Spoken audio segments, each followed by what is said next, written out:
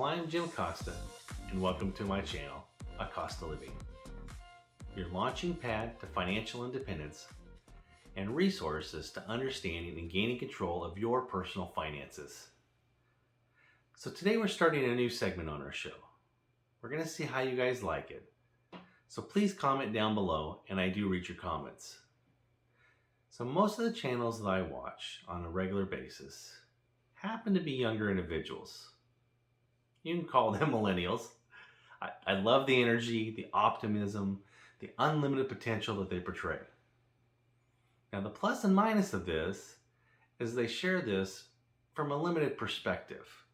Now they've gotten to a certain stage in life and they're sharing that with their audience. Now that's great. Now in most cases, it's kind of an approach of this is where we are and let us figure it out together. And they kind of go from there. And I believe there's a great benefit to this. It certainly connects you with your audience on a different level. The problem is, as a personal finance channel, most people don't have the safety net that most of the YouTubers have when it comes to financial coffers. Now, a lot of these individuals can afford to lose $100,000 and just chalk it up to a lesson learned. And hopefully you learn from it as well.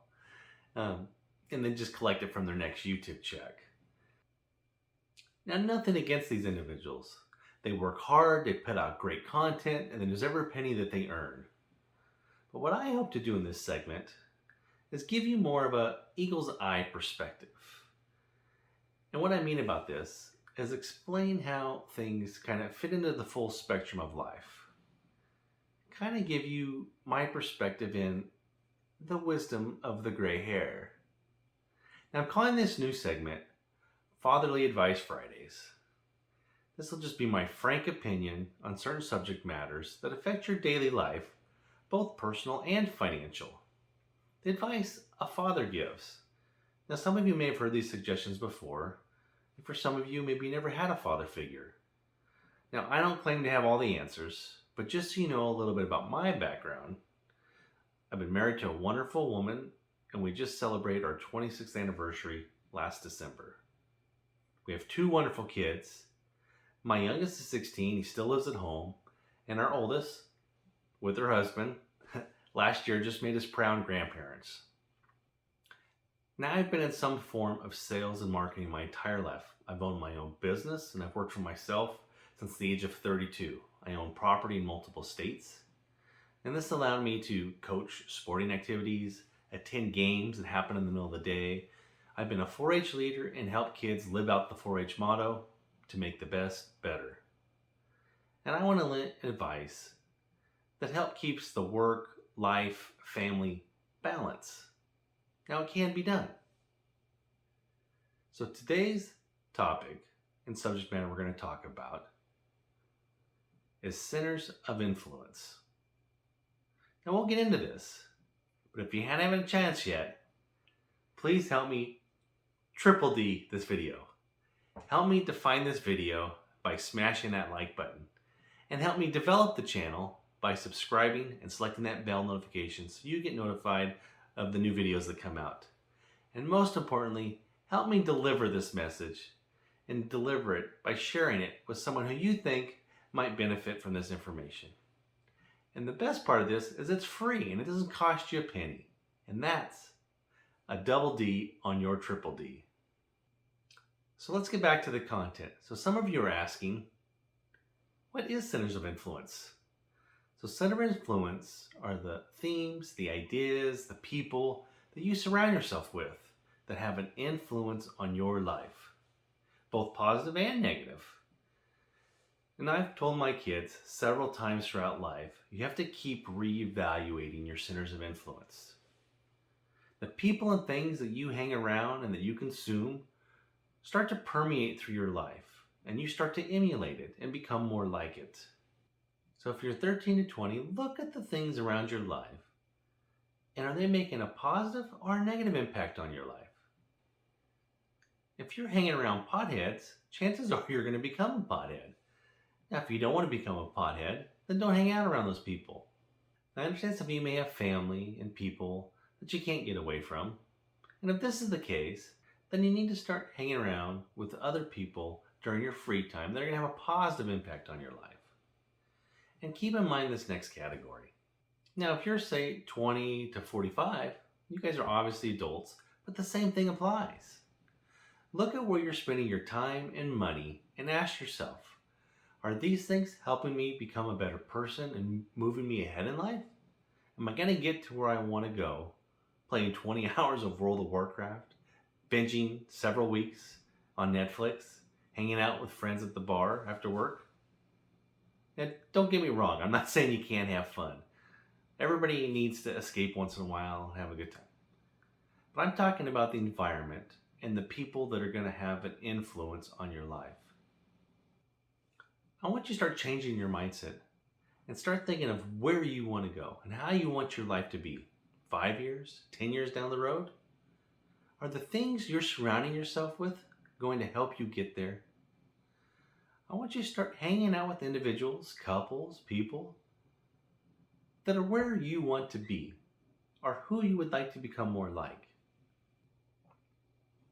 Instead of binging on mindless TV for hours, watch some YouTube channels or read a book and engage in some other material that's going to help get you there. If you want to start a business or own property, consume material that will help you do that. Now, you guys are obviously watching this channel, so congratulations on trying to consume the things that are going to help get you there to a better place in life. Now, I encourage you to keep searching for additional information and things that will have a positive impact on your life. Now, if you want a successful marriage, hang out with people that have a successful marriage. If you want to be good parents, hang out with other people who you think are good parents. And when your kids are young and you get to choose which kids they hang out with other kids that are going to have a positive influence on your child's life. Now, if you're over 45, look, you're more of a sibling. So let me give you some brotherly advice. Whether you like it or not, you are a center of influence for somebody else. So you need to ask yourself, what kind of impact am I having on their life? Am I making a positive or negative impact? Now, the good thing is it doesn't take much to change. If you have a kid, talk to them. Ask them what they're interested in. This goes for school. What subjects are they struggling in? What activities do they enjoy? What career paths do they want to do? Now, if you can't add value in these areas, then find someone that can. You don't have to be the answer to provide an answer. So if your kid's struggling in math, talk to the school, find a tutor. This doesn't cost you anything. If your kid is interested in an activity, try to find a club or some local group that they can join to explore that. If your kid has a certain career path that he's thinking of going down, take some time visiting local businesses and talking to the owners. Tell them your child is interested in this field. Would they mind taking 15 to 30 minutes to talk to your child about what it takes to succeed in this career and what they can expect? Most business owners are happy to share this. And who knows, maybe it'll lead to an internship or a part-time job. Now, these ideas will have a tremendous impact on your child's future and on your relationship with them. Now, if you don't have kids, reach out to a sibling or a parent. And if you don't have family, reach out to a neighbor or a friend and simply give them a 10-minute call. Just tell them, I was thinking of you today, and I wanted to give you a call and see how you were and see how things were going. If you do this once a week, it takes minimal effort, 10 minutes. It'll have a huge positive impact on the people in your life. And it might even have an impact on your life.